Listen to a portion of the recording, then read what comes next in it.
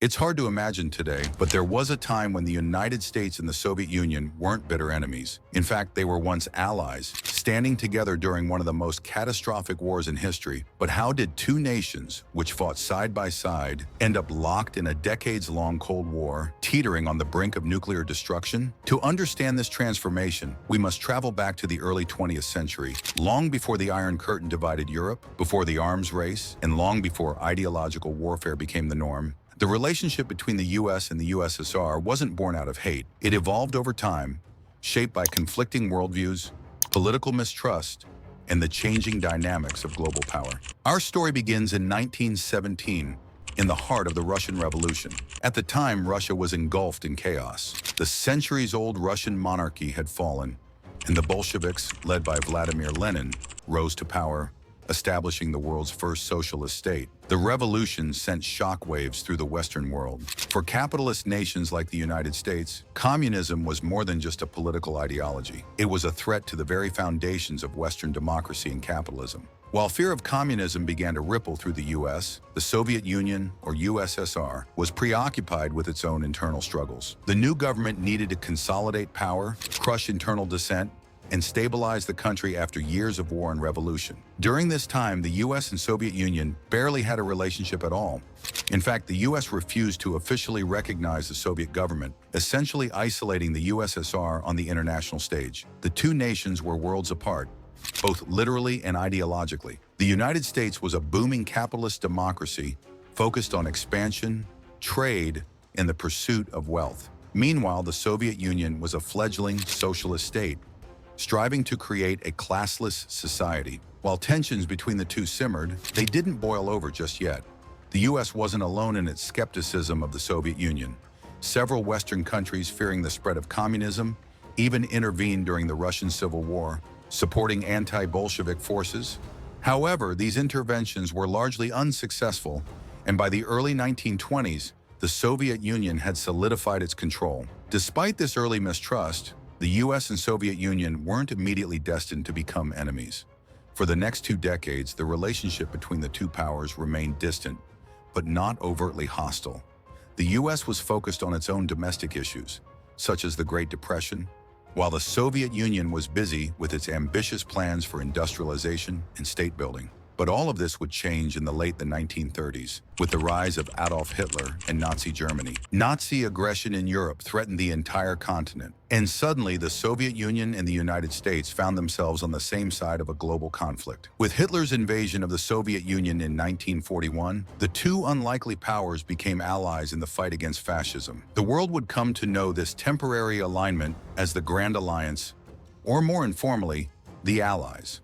During World War II, the US and the USSR fought together against a common enemy, with American troops and Soviet forces standing shoulder to shoulder on the battlefields of Europe.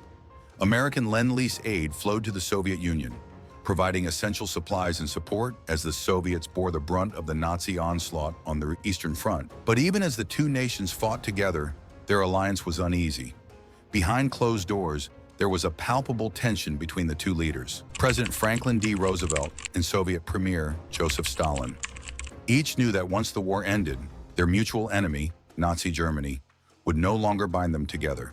The war came to a close in 1945, but the seeds of future conflict had already been planted. As the victorious powers met in Yalta and Potsdam to negotiate the post-war order, it became clear that the US and USSR had very different visions for the future of Europe. The Soviets, scarred by the devastation of the war and fearing future invasions, wanted to create a buffer zone of communist states in Eastern Europe. Stalin sought to spread Soviet influence, ensuring that neighboring countries would be aligned with Moscow, both politically and ideologically. On the other side, the United States, now the dominant power in the West, championed free markets, democracy, and the rebuilding of Europe under capitalist ideals. The US backed the Marshall Plan, an ambitious project to provide economic assistance to war-torn Europe, but only to those countries willing to embrace democratic and capitalist systems. This included Western European nations such as France, the UK, and West Germany. What had begun as an alliance of necessity quickly unraveled. The Soviet Union's occupation of Eastern Europe, coupled with the establishment of communist regimes in Poland, Czechoslovakia, and Hungary, alarmed the West. Winston Churchill, in a famous 1946 speech, declared that an Iron Curtain had descended across Europe, symbolizing the division between the capitalist West and the communist East. Tensions escalated rapidly. By 1947, the Cold War had officially begun. The two former allies were now locked in a global struggle for influence, with each side vying to spread its political ideology across the world. The U.S., under President Harry Truman, adopted a policy of containment, seeking to prevent the spread of communism wherever it emerged. This policy would shape American foreign relations for decades to come. Meanwhile, the Soviet Union fortified its control over Eastern Europe and began supporting communist movements in other parts of the world, from Asia to Latin America. The two superpowers no longer saw eye to eye. They saw each other as threats to their very existence. By the 1950s, the Cold War had entered a new, more dangerous phase. The US and USSR were locked in an arms race, both stockpiling nuclear weapons. The fear of mutually assured destruction loomed over the world as both superpowers prepared for a potential confrontation that, if it occurred, could mean the end of humanity. So, did the USA and USSR always hate each other? Not exactly. In the early years, their relationship was distant but not overtly hostile. In fact, they were allies during World War II. But once the common enemy of Nazi Germany was gone, the underlying ideological differences between capitalism and communism became impossible to ignore. Their brief cooperation during the war gave way to suspicion, rivalry, and ultimately a Cold War that would dominate global politics for nearly half a century. The USA and USSR may have fought together once, but their paths were destined to diverge, leading to one of the most tense and dangerous periods in modern history. Thanks for watching Beyond Borders. If you found this dive into history captivating, don't forget to subscribe and join us next time as we uncover more hidden stories that shape the world we live in today.